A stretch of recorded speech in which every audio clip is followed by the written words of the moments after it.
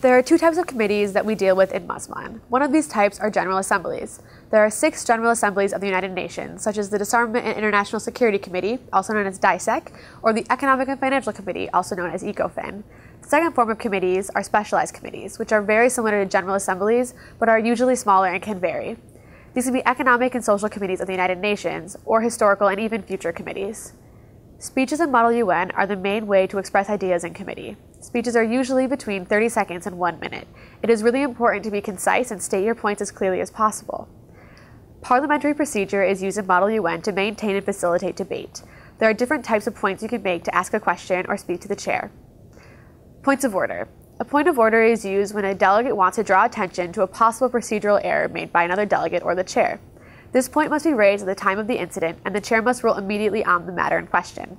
In explaining the point of order, the delegate may only speak on the error and not at the topic at hand.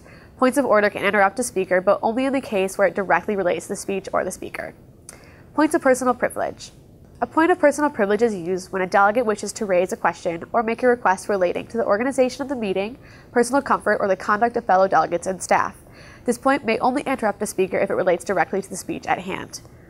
Points of inquiry. A point of inquiry can take 2 forms. A point of parliamentary inquiry, also known as a point of inquiry to the chair, is a question to the chair regarding these rules and their application.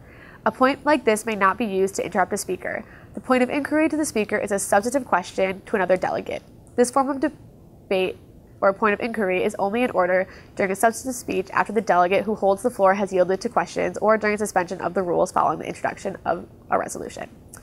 The flow of debate in Model UN is used in order to maintain a level of decorum and facilitate debate.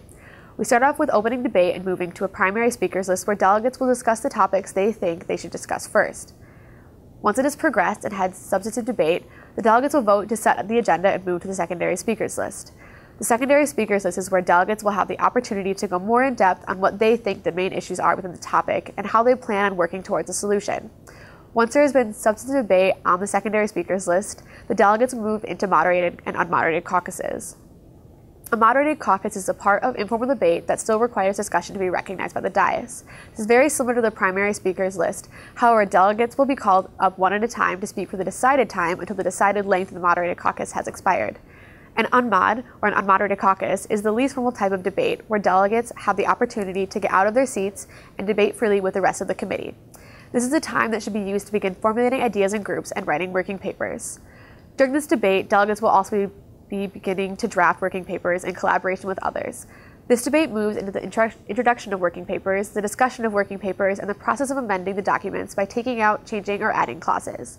The final step of the debate process is to move into voting procedure, or return to previous question, as it is sometimes referred to vote to accept or reject the resolutions.